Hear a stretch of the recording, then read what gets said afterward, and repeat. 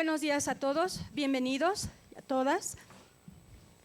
La Escuela Nacional de Enfermería y Obstetricia se congratula en recibir al doctor Alberto Lifshitz-Ginsberg, espero haberlo pronunciado bien, quien hoy nos va a compartir una conferencia muy interesante titulada Literatura y Salud. Antes de su presentación, la maestra Rosa María Amarilis Zárate nos hará la presentación de una reseña de la trayectoria académica y profesional del doctor.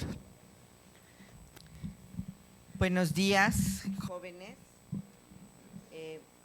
Como ustedes saben, en estas actividades del proyecto académico institucional queremos fortalecer a la formación integral de los jóvenes y desarrollar en ustedes no solo el talento hacia la enfermería y el conocimiento y las habilidades técnicas de la enfermería, la fisiología, la farmacología, sino también creemos que un estudiante y un egresado universitario debe de tener conocimiento de otras cosas, entre ellas de las artes, de las bellas artes, de la literatura, de la poesía, del otro idioma, o sea, todos estos elementos que acompañan a una formación integral. Y entonces, por ello, hemos invitado en esta ocasión al doctor Alberto Lifshitz, que déjenme decirles que más de la parte curricular, quisiera acercarlos a él como persona y como formador de recursos humanos en salud, ¿no? El doctor Lifshitz es un cirujano egresado de la UNAM, ¿sí? Él es egresado de esta universidad, es especialista en medicina interna, certificado por el Consejo de esta especialidad, fue director del Hospital de Especialidades del Centro Médico Nacional, coordinador de educación médica, fue funcionario durante muchos años en el Instituto Mexicano del Seguro Social, es miembro titular de la Academia Nacional de Medicina y de Cirugía, también es miembro del Sistema Nacional de Investigadores, integrante de diferentes cuerpos colegiados e editoriales de consejos técnicos de la Facultad de Medicina, por ejemplo. Actualmente él es profesor de la Facultad de Medicina, él trabaja desde hace muchos años. Recientemente compartíamos que él va a cumplir 50 años de ser profesor en la UNAM. Imagínense ustedes qué privilegio, ¿no?, de tener a un profesor de este nivel.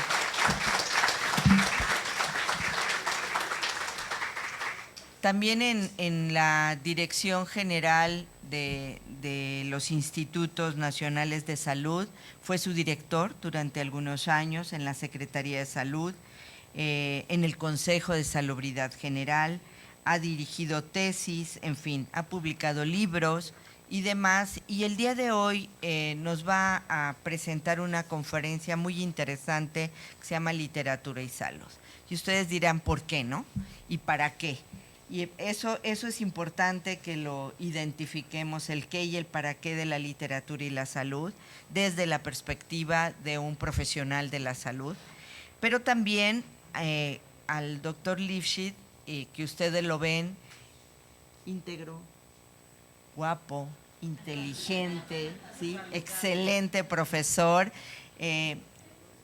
acompañado siempre durante muchos años de su vida por su esposa, quien también nos acompaña y es académico de la universidad, la señora Erlinda Dabak-Mustri, es licenciada en Lenguas y Literaturas Hispánicas por la UNAM, en donde también cursó una maestría en literatura comparada y un doctorado, y por lo tanto también ella y el doctor han hecho una excelente pareja de unir no solo en sus vidas personales, sino también a la salud y la literatura y esta capacidad de combinar las ciencias duras con las humanidades.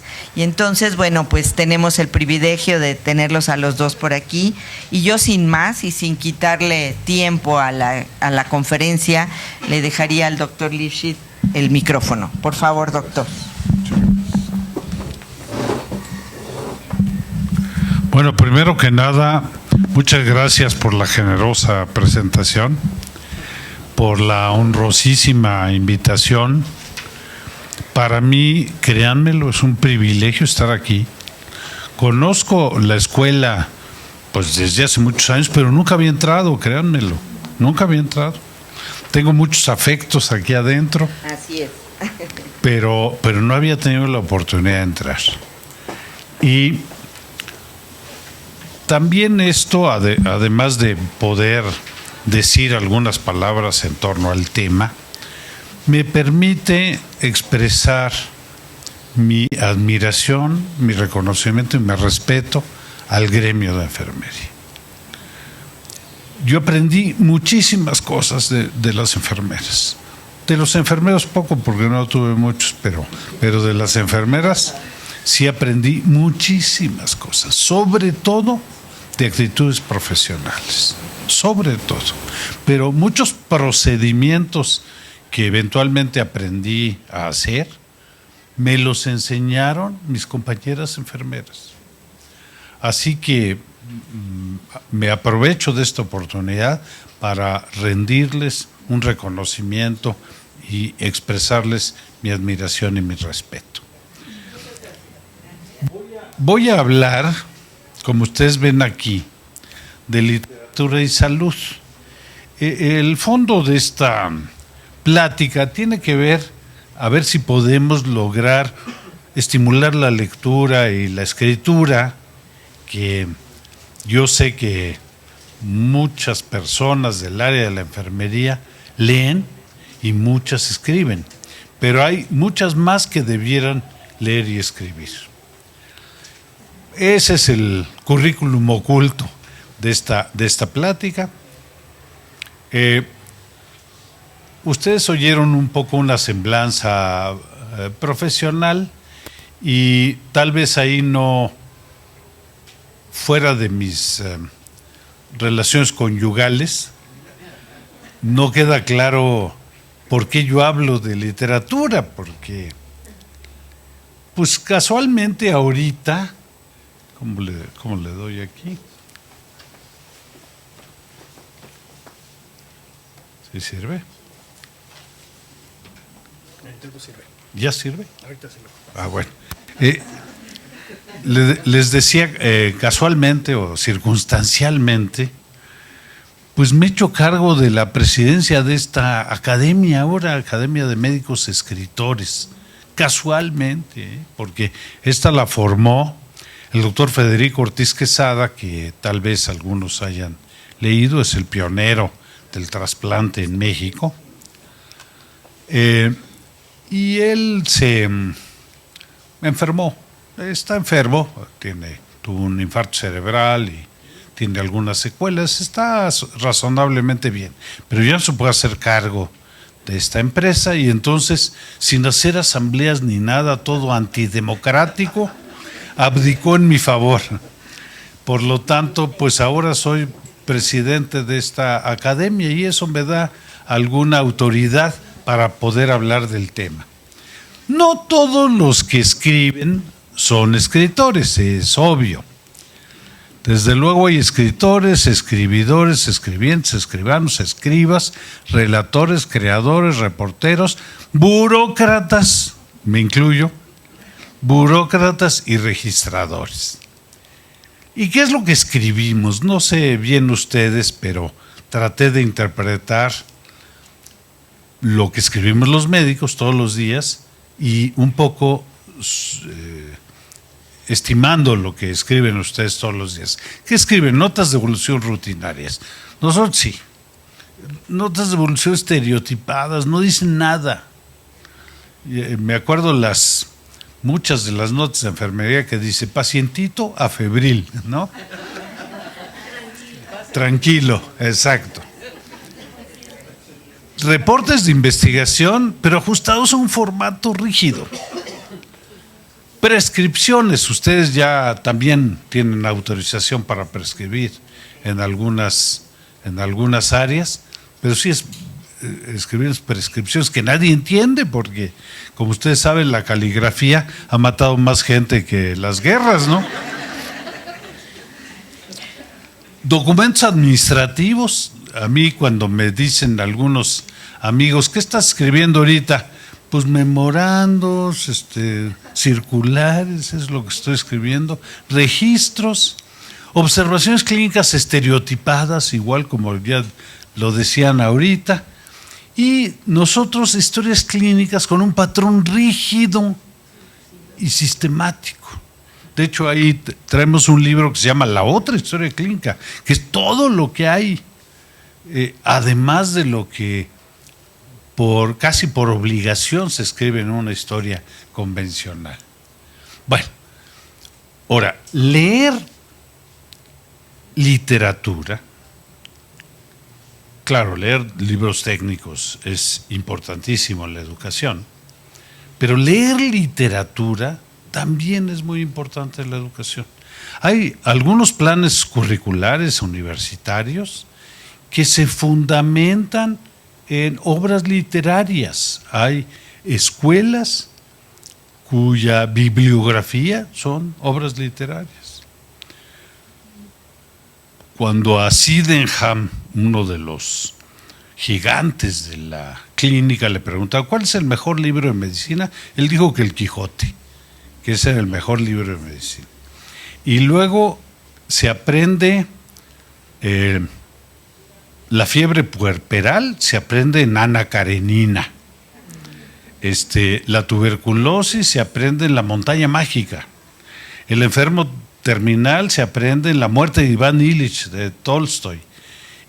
Así aprenden en algunas escuelas clínica a través de la literatura. Pero es que la literatura puede tener varias aportaciones.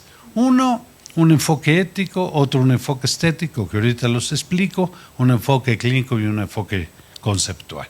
El enfoque ético dice, leyendo, los estudiantes aprenden a comportarse. Es lo que la directora está considerando, la formación integral y no solo la formación técnica aséptica. El enfoque estético, leyendo, los estudiantes aprenden a leer, incluso los libros técnicos, aprenden a leerlo. El enfoque clínico, leyendo, los estudiantes saben cómo se expresan las enfermedades, porque la enfermedad es protagonista de una gran cantidad de textos literarios, una gran cantidad, no sé en qué proporción, pero muy alta. Y el enfoque contextual, leyendo, los estudiantes aprenden en qué marco se da el proceso de salud de enfermedad. De tal manera que si quieren ser buenas enfermeras y buenos enfermeros, lean literatura, digo, aparte que lean procedimientos y lo que tengan que leer. Lean literatura, además es divertido. Además, uno vive varias vidas simultáneamente, es una gran oportunidad. Cuando el doctor Frenk fue secretario de Salud, cada año regalaba un libro de estos de gran formato. Y uno de los que regaló en una ocasión se llamó así Cuerpo y Espíritu, porque se refiere a la medicina y la creación literaria. Es un libro muy interesante, muy bien ilustrado. Bueno, y uno se hace preguntas que coinciden con la reflexión de la directora. ¿Cómo puede un profesional de la salud entender su arte, las múltiples implicaciones de la salud y la enfermedad, el poder curativo de las palabras o las percepciones, sin tener una conciencia de la historia, de la sociedad, del arte, de la literatura? ¿Cómo puede consolar y aconsejar sin tener una imagen de los implícitos de su práctica? ¿Cómo puede sacar debido provecho de sus cualidades personales en favor del paciente sin tener una amplia visión del contexto de la atención a la salud? Esa es la oportunidad para que amplíen ustedes su contexto. Ahora, fíjense lo que ocurre. Los que hayan hecho investigación o hayan participado en algún proyecto, implica una enorme inversión de tiempo, de dinero, de imaginación, etcétera, pero tiene todas estos pasos. de una idea, se hace una planeación, se recolectan datos, se procesan, se buscan resultados, se analizan, se sacan conclusiones, se presenta en un congreso y luego se escribe. Escrito se publica y se ve si tienen impacto o no. Bueno, ¿saben dónde se atora todo este esfuerzo, toda esta inversión? Aquí se atora. Se quedan sin escribir, lo cual es un crimen, es una lástima. Ya hicieron todo, pero no lo escriben, por diversas razones que ahorita lo vamos a ver. Pero sí es una lástima. Ahora, ¿por qué no se escribe? ¿Cuáles son las limitaciones que luego tenemos para escribir? Una es la ortografía, pues sí. Uno ve las notas, etcétera, y eso no se puede poner en una obra literaria. Claro, siempre hay quien lo corrija, siempre hay revisores, editores, etcétera, que cuidan eso, pero una limitante es eso. La otra es la gramática. Aunque llevamos cursos en toda nuestra formación previa, pues no siempre lo sabemos expresar en un escrito. Otra es la capacidad literaria, que esto ya es otra cosa. No todo el mundo la tiene, ahí sí se requiere pues ciertas habilidades adicionales, lo que ustedes quieran. Otro, que no nos salimos de la jerga. Creemos que así se dicen las cosas.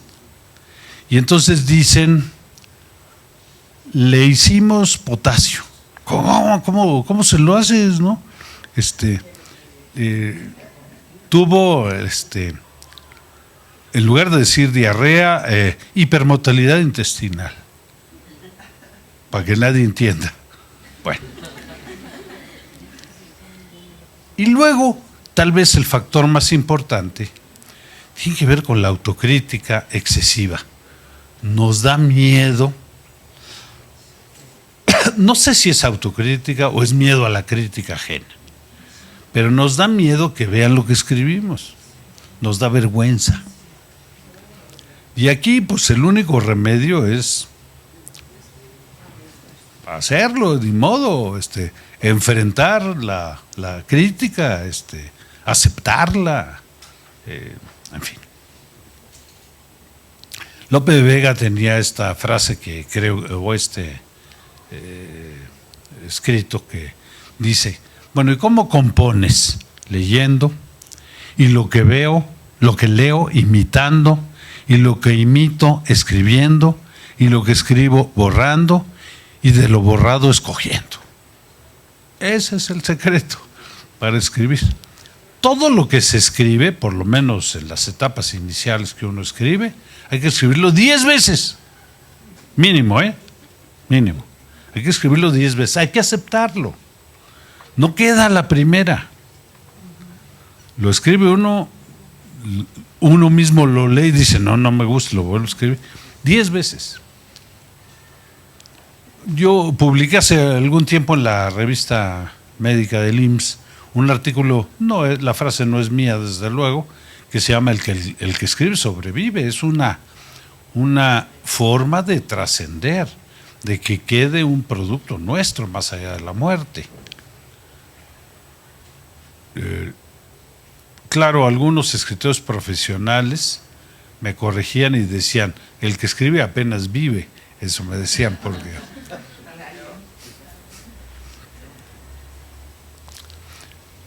El personaje más importante que nosotros conocemos es el paciente. Ustedes y nosotros los médicos. El paciente es una riquísima fuente de literatura, de muchas otras cosas, pero de literatura. Y el paciente tiene una capacidad protagónica en las obras literarias muy importante. Como ustedes saben, la importancia del paciente es en la solicitud de servicios, en la selección de servicios, en las decisiones terapéuticas cada vez más, en la adherencia o apego a la terapéutica, en la evaluación y mejoría de los servicios, en la automedicación y la autoprescripción y hoy se reconoce que la voz del paciente también tiene que ver con la narrativa. Los pacientes también tienen la capacidad de narrar de una manera bastante ilustrativa sus sufrimientos, lo que han vivido. Aquí están algunos libros cuyo protagonista es el paciente. Desde el título, todos se refieren al paciente. Tenemos mucho que aprender de estos textos. Otros más. Aquí ya no trae el nombre del paciente, pero, por ejemplo, las experiencias de los pacientes con cáncer, las experiencias de los pacientes con esclerosis múltiple, en fin. Este es el que les digo, la otra historia clínica. Ahí está, la otra historia clínica. La historia clínica convencional empieza, antecedentes hereditarios y familiares. ¿De qué se murió tu abuelita? Esa es la primera pregunta que se suele hacer. Pero el paciente quiere decir muchas cosas y a veces ni siquiera lo dejamos hablar porque no forma parte del esquema. Y aquí está el de la medicina basada en cuentos. ¿Cómo surgió esto? Esta fue una idea de mi esposa. Se lanzó una convocatoria por internet para quien tuviese que escribir algún cuento, algún relato relativo a la medicina. Y salieron 4 tomos. 3 tomos. Salieron 3 tomos. Y todavía hay mucho más que se podría publicar. Y esto, cuando la Academia Nacional de Medicina cumplió 150 años, se invitó a los académicos a escribir relatos. La mayor parte de los relatos tenían que ver con el servicio social, ya se imaginan. Es una experiencia muy fuerte, el servicio social. Pero salieron 2 tomos de relatos médicos alrededor de experiencias clínicas de los colegas miembros de la academia. Bueno, como ustedes saben, William Osler es uno de los prototipos de los médicos modernos, digamos. Él empezó la medicina moderna a principios del siglo XX o fines del siglo XIX, y él decía que el libro fundamental para personal de salud eran los pacientes. Los pacientes, que ahí es donde se aprende. Entonces él decía, estudiar los fenómenos de la enfermedad sin libros es navegar sin mapas en el océano, pero estudiar los libros sin pacientes es ni siquiera salir al mar. Algunos escritores famosos han relatado con su capacidad literaria sus sufrimientos personales. Este es John Keats, que murió por tuberculosis. En ese entonces todo el mundo moría de tuberculosis. Esta es Susan Sontag. Susan Sontag es una escritora norteamericana que escribió fundamentalmente ensayo, entiendo, y que murió de cáncer. Hizo muchas reflexiones sobre ser un paciente. No era médica ni enfermera, Muchas reflexiones sobre lo que es vivir y morir con cáncer. La enfermedad y sus metáforas se llamaba la obra, y sacó otra que se llamó El SIDA y sus metáforas, cuando apenas empezaba la epidemia de SIDA. Chekhov tiene una triple característica muy interesante. Él fue un espléndido escritor, cuentista y dramaturgo sobre todo, pero además era médico. Él era médico y además era enfermo. O sea, tuvo la triple condición médico, enfermo y escritor. Murió también de tuberculosis. Aquí lo tienen a Chekhov con los otros grandes de la literatura rusa. Este es Tolstoy y este es Gorky. Bueno, este autor, Paul Galanti, es un neurocirujano de origen hindú que trabajaba en Estados Unidos, no me acuerdo ya la ciudad, pero empezó a tener cáncer de pulmón y en lugar de dejarse abatir por la enfermedad se puso a escribir todo lo que sentía y escribió un libro espléndido, estupendo, que lo tuvo que acabar su esposa porque él se murió escribiéndolo. Lo terminó su esposa. Bueno, ya les comentaba de la idea esta de la medicina narrativa, cómo los pacientes, los familiares, los propios médicos tienen mucho que decir de su experiencia cotidiana. Las enfermeras, los enfermeros tienen mucho que compartir con lectores potenciales de su experiencia cotidiana, mucho. Como personal de salud tenemos una oportunidad única que nadie más tiene, ninguna otra profesión tiene. No sé si los ministros de culto algo, pero ninguna otra profesión tiene, que es poder penetrar en las almas humanas a fondo, conocer el sufrimiento, vivirlo, compartirlo. Nadie tiene esa oportunidad. Los escritores, por eso ha habido muchos médicos escritores en realidad, pero los escritores convencionales o profesionales no tienen esa oportunidad. Nosotros como personal de salud tenemos esa oportunidad y como que es una obligación dejar un legado en ese sentido. Bueno, la narrativa, como ustedes saben, es un género literario que engloba la novela, todo tipo de relatos, generalmente es en prosa, recoge una serie de hechos explicados por un narrador. El narrador puede o no estar directamente involucrado en la obra. Eso es la medicina narrativa.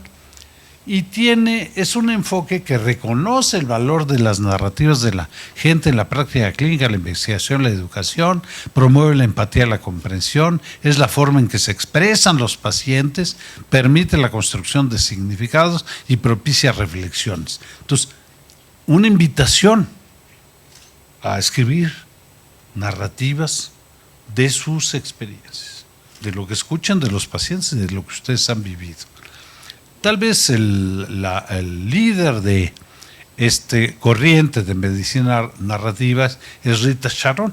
Ella tiene muchas aportaciones, pero entre otras este libro. Voy a brincar esto. Bueno, por otro lado, fíjense, la capacidad curativa de la literatura. Aquí este texto se refiere a las artes en general, las artes curativas. Y dice, las artes pueden entretener y conmover, disturbar, consolar y provocar valiosos insights, pero ¿cómo pueden las artes curar? Curar es rehacer el todo, restaurar, y tal actividad es compartida por las artes y por cualquier forma de atención a la salud. Más aún, se ha dicho que la atención a la salud es un arte con bases científicas. Esta antología, intenta ilustrar que existen herramientas distintas de las científicas para enfrentar la enfermedad, la ansiedad y las lágrimas de la vida humana. Las habilidades para usar estas herramientas pueden aprenderse a partir de las artes y el proceso de aprendizaje se sustenta en la recompensa placentera a partir de la curación y la creación. Es un arma terapéutica. Ahí están los enfermos con su librito, ¿no? Y decía Montesquieu, no he conocido ningún mal que una hora de lectura no alivie. y este autor Smiley, muchas personas se sienten mejor con la mera vista de un libro. Rubén Darío decía: el libro es fuerza, es valores, poder, es alimento, antorcha del pensamiento y manantial del amor. Y este libro, que se llama Biblioterapia, es terapia con libros. Claro, también tiene que ver con la terapia con la Biblia. Biblioterapia también es terapia con la Biblia, pero biblioterapia es un término que aplica al tratamiento o a la ayuda al tratamiento a través de libros. Luego, ¿cómo la enfermedad propicia la creación literaria? Muchos de los escritores han sido enfermos. Dice, bueno, incluso algunos de los compositores se han inspirado en sus vivencias de enfermedad. Como ustedes saben, buena parte de los músicos han muerto jóvenes. Dicen que los Beatles se inspiraban en las percepciones que tenían a partir del uso de fármacos. Dicen eso. Hay quien los defiende y dice que no. El régimen de Mozart, cuando ya estaba por morir. Así es. Bueno, enfermería ha tenido un desarrollo interesante en aspectos literarios que me gustaría destacar. Uno es la investigación educacional. Si ustedes revisan la literatura, muchos de los estudios de investigación en educación han sido realizados por enfermeras, además muy bien realizados. Yo creo que es el área en que más ha destacado la investigación en enfermería. Son modelos y conviene pues seguirlo cultivando y escribiéndolo. Descripción de procesos hay muchos. Publicaciones periódicas, hay varias revistas editadas por enfermería. Yo mismo participo ahora en una como parte del comité editorial. Me tocó un poco la revista de enfermería del IMSS. Estoy viendo la que aquí se edita y que tiene un anexo literario en la cuarta de forro siempre. Libros de texto, también muchas enfermeras y enfermeros lo han escrito. Reflexiones y documentos administrativos. Estas son aportaciones del gremio de enfermería, pero probablemente algunas aportaciones literarias se han quedado cortos.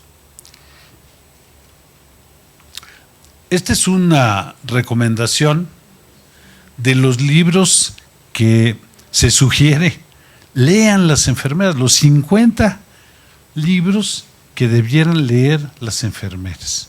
Les alcanza la vida, para leer 50.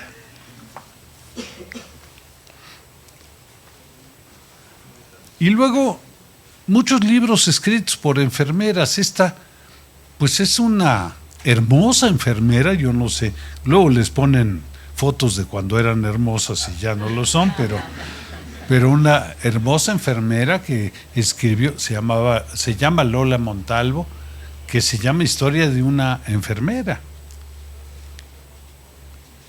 Pues la misma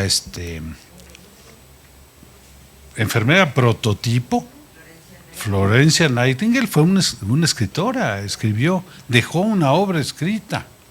Y aquí tienen de escritoras durante la guerra. Esta es un escritor en el cuerpo de una enfermera, un escritor en su cuerpo. Esta es Crónicas de una enfermera escritora. Hay bastantes cosas.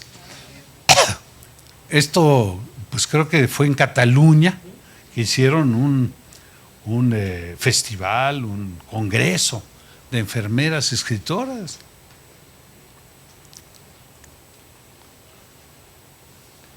Y, digamos, manuales para escribir, para que las enfermeras escriban. Este se llama Anatomía de la Escritura para publicación para enfermeros o enfermeros.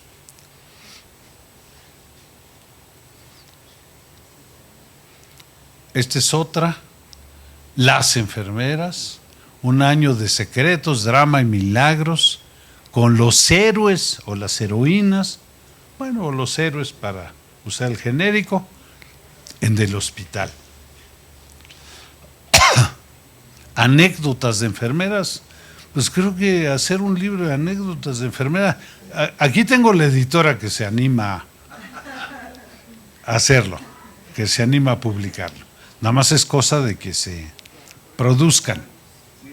Este diario de una enfermera, la enfermera en apuros.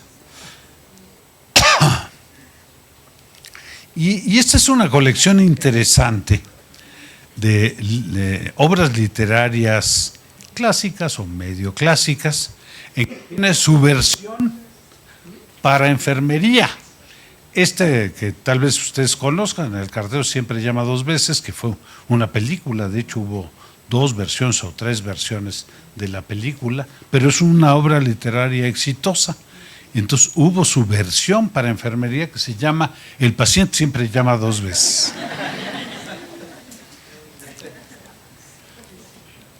La vida de sueño de Calderón de la Barca, Siglo de Oro, en fin. La versión es La vida de suero. Historias de una enfermera saturada. El sueño de una noche de verano de Shakespeare. El suero de una noche de verano.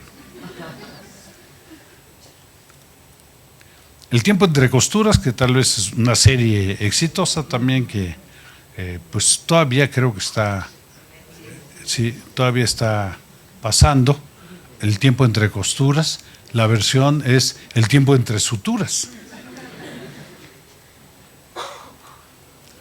Las uvas de la ira o Las viñas de la ira también tiene su versión española, porque dice Las UBIs de la ira. Allá UBIs son las unidades de cuidados intensivos, UBIs, unidad de vigilancia intensiva o algo así. Entonces, de vigilancia intensiva. Entonces, Las UBIs de la ira. Y esta autora, Isabel Garrido, creó algo que le llama el plan de cuidados literario. Es igual, los cuidados de enfermería, utilizó la expresión para hablar de un plan de cuidados literario. Y dice, gran parte de mi meta estas vacaciones de verano será escribir mucho, hacerlo en todas partes, no parar. Quiero que todo esto que me he dedicado a hacer últimamente, que ha sido recopilar material, sirva para crear algo nuevo que merezca la pena. Quiero seguir abriendo ese grifo, que no se seque el manantial, seguir alimentándolo para que siga brotando a raudales y pueda seguir recogiéndolo en las páginas de mi cuaderno. Plan de cuidados literarios. La poesía de la enfermería. Esto relata el bullying entre enfermeras, cuando las enfermeras dañan a otras enfermeras. Y desde luego lo que los pacientes me han enseñado. Ya decía yo que, citando a Osler, que el mejor libro de medicina y de enfermería es El paciente. Y esta es nada más para despedirnos. Bueno, esto es lo que yo tengo preparado, pero desde luego estoy abierto a lo que ustedes crean conveniente comentar, discutir, disentir, protestar, lo que crean conveniente. Muchas gracias por su atención.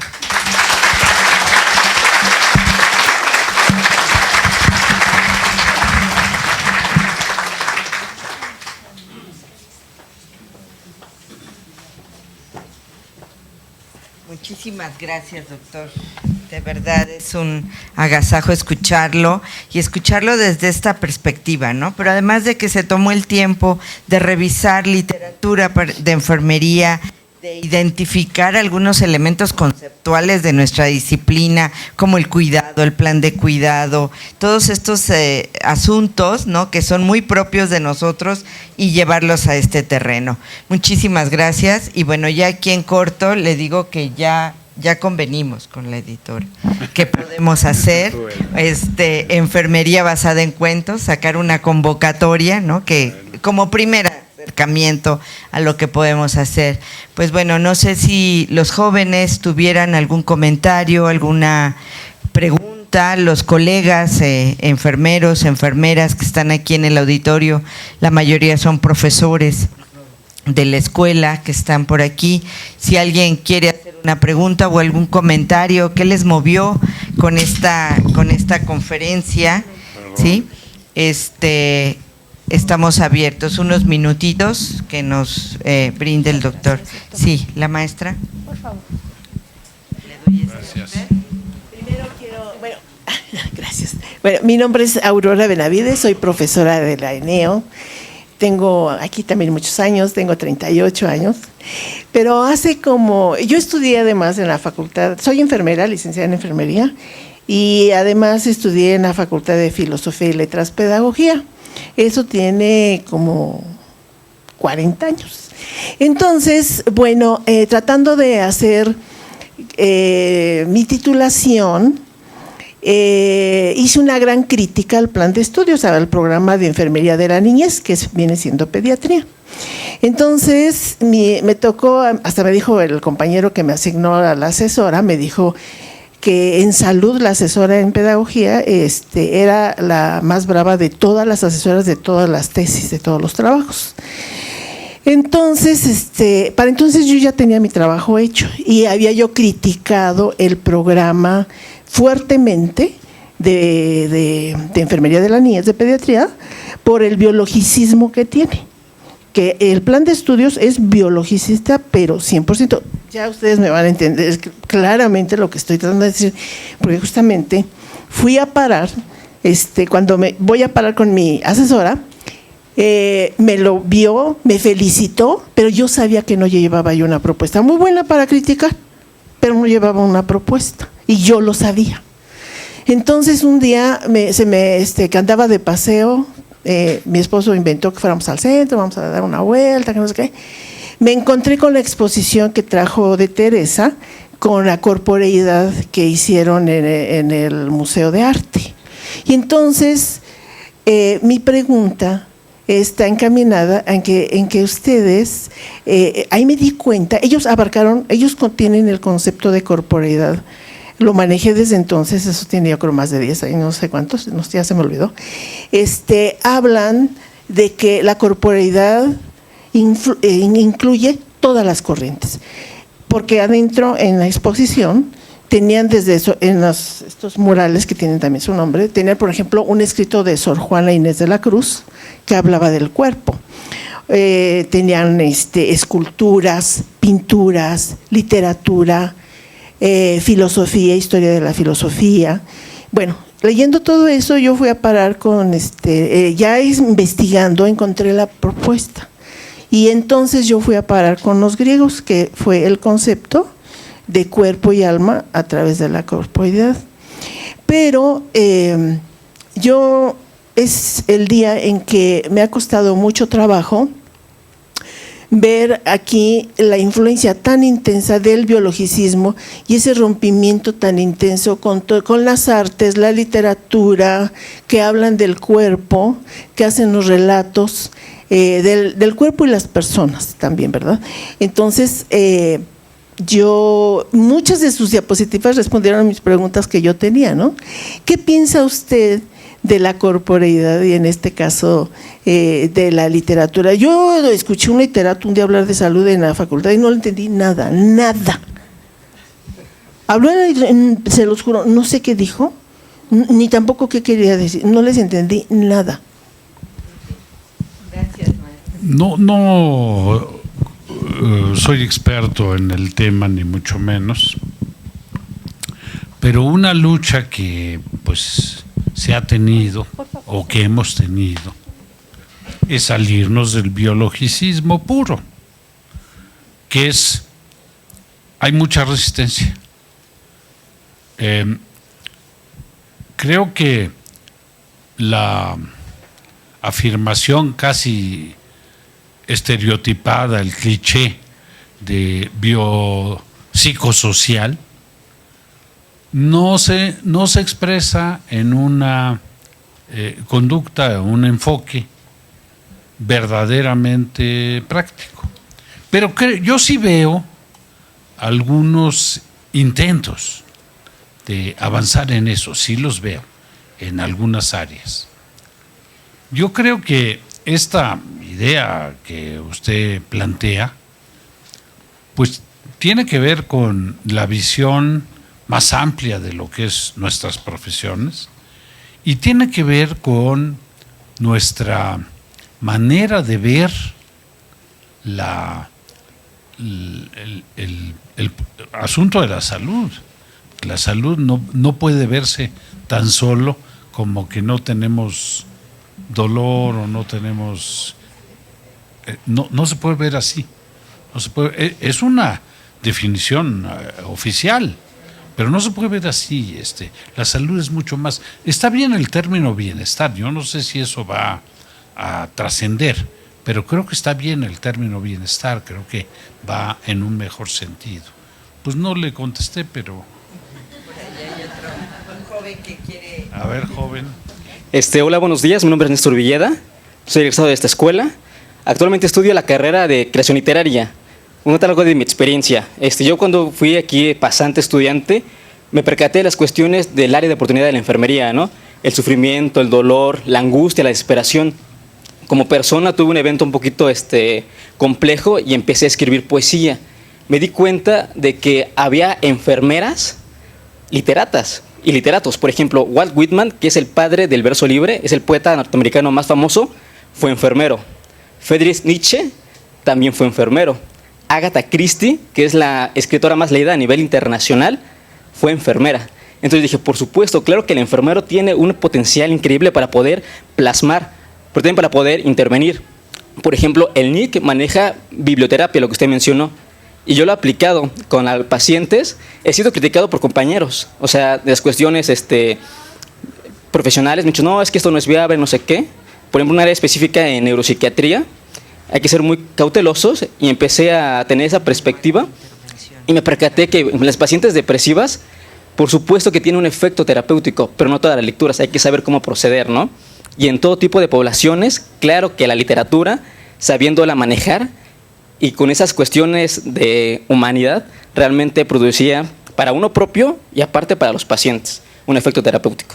Gracias. Muy buena intervención, muchas gracias. Doctor, pues yo solo quiero felicitarle por su participación y también decir que me hubiera encantado que citara a Benedetti. Yo aquí en la escuela he trabajado con algunos grupos con el libro de la muerte, donde precisamente hace un acercamiento a la muerte, el fin de la disnea, a la enfermedad, pero desde la literatura. Y entonces uno lo lee y dice, bueno, es que la muerte es poesía, es bella, ¿no? Después de leer a Benedetti. Y bueno, pues es uno de nuestros latinoamericanos muy reconocidos. Muchas gracias, doctor. Muchas gracias. Creo que si hiciera una relación de todo lo que me faltó de citar, pues sí, o varias. Pero gracias por la aportación. Sí, buenos días, yo soy Brenda, yo soy estudiante de la maestría en enfermería. Bueno, una aportación muy buena que podremos tener nosotros como enfermeros a través de la creación de lo que es medicina narrativa, o lo que podemos llamar después a lo mejor salud narrativa, para englobarlo con las otras áreas, serían lo que hacen muchos de los investigadores actualmente, que son los estudios cualitativos.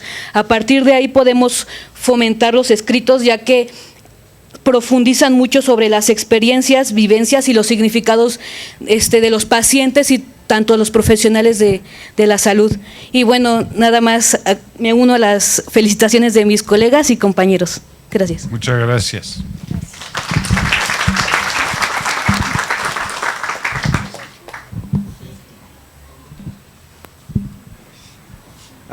Hola, buenos días. Soy Rodrigo, soy alumno de primer de ingreso. Yo tengo una pregunta en cuestión como social. Usted nos comentaba en su plática o en su conferencia de que de alguna forma el paciente es importante tanto en la literatura como en nuestra sociedad. Y nosotros que vamos encaminados hacia esto, o las personas que ya están aquí, que ya tienen estudios referentes en cuestión del cuidado de la salud, entienden la importancia que es cuidar a un paciente y tratarlo como un ser humano. Mi pregunta va enfocada en, a pesar de que sabemos que es importante y que pega en lo social, en cuestión de literatura del paciente y hasta en nuestras mismas carreras y trabajos, ¿de qué forma podemos encaminar esos libros para que se deje de hacer se puede decir como un tipo de discriminación hacia el paciente o hacia la enfermedad que sufre? Ya que directa o indirectamente algunos, y me incluyo, hemos sido un poco discriminatorios contra ese paciente a causa de la enfermedad. Entonces, no sé de qué forma, o usted cómo lo plantearía, estos libros que hablan sobre los pacientes o las mismas carreras, buscar la forma de que no solo nos pega a nosotros como alumnos, sino como algo global que puede ser social en el país y luego cambiarlo en el mundo para disminuir esta discriminación hacia el paciente y la enfermedad. Y también muchas felicidades, la verdad es que es un orgullo escuchar todas sus palabras y todo. Pues has tocado un tema muy importante, que es el trato al paciente en general, que todas las profesiones de salud hemos caído en aberraciones. Y pues las reflexiones alrededor de esto, pues en algunos casos apenas empiezan a hacer. Parecía muy natural. Si tú ves la medicina hegemónica, la norteamericana, los pacientes los tratan muy mal. Digo, técnicamente no. Yo tengo pacientes que viven en Estados Unidos, que vienen a verme acá, y que dicen, yo no quiero ver médicos allá, porque no me entiendo con ellos, ¿no? Entonces creo que son reflexiones que tenemos que hacer todos y que yo creo que en la medida en que cada quien tenga influencia en un grupo social, pues tiene que proponerlas, ¿no? Sí, más que otra cosa es un comentario, porque yo quisiera felicitarnos de poder estar en esta plática, en esta reunión, porque se abre un camino, sobre todo con los compañeros de nuevo ingreso, precisamente hacia esta narrativa de enfermería, que creo que así tendría que ser llamada, y que necesariamente nos lleva a abrir también un camino en donde ha habido muchas brechas, y que es la investigación cualitativa con la cuantitativa.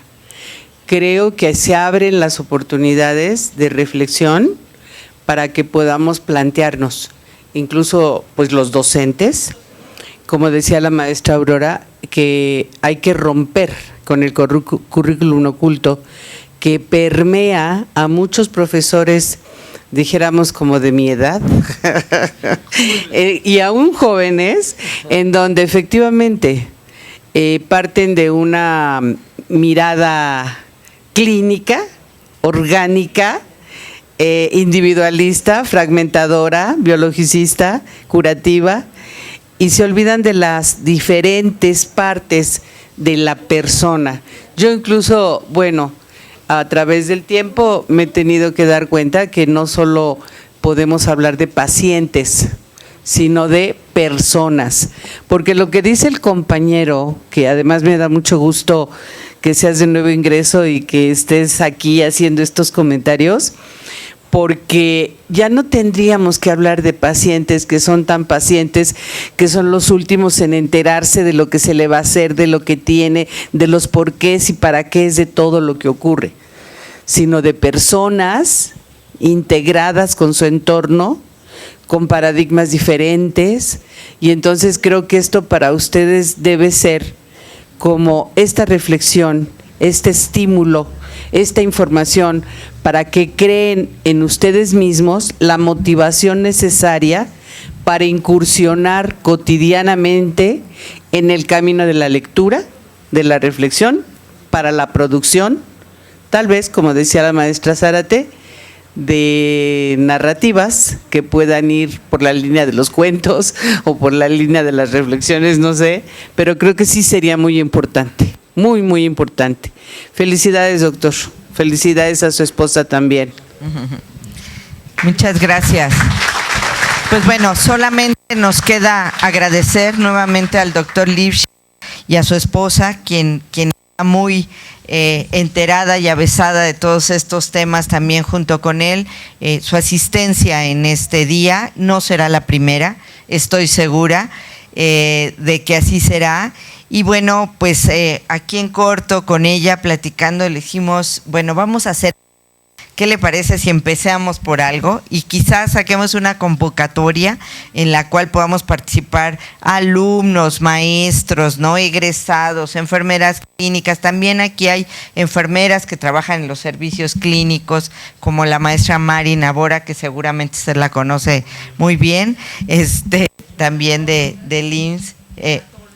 La maestra que trabaja en neonatos. Bueno, hay muchos profesores que también combinan la parte clínica con la parte educativa. Entonces, bueno, seguramente en breve estábamos haciendo algunas reflexiones, sacaremos alguna convocatoria para incorporar estos elementos y, ¿por qué no?, escribir, ya que nos motivó y nos provocó su capacidad de incorporar la parte de salud, la parte biológica, humanística, crítica, pero también la parte. Muchísimas gracias, doctor. A nombre de toda la comunidad de la Escuela Nacional de Enfermería, le hacemos un reconocimiento y la entrega de esta pequeña constancia, pero muy significativa, con todo nuestro cariño. Y bueno, también le damos un volumen de este año de nuestra revista Enfermería Universitaria, que déjeme decirle es la mejor revista de enfermería de México. Perfecto. Muchísimas gracias por todo su apoyo y un pequeño recuerdo para usted y su esposa. Muchas gracias. Te quiero.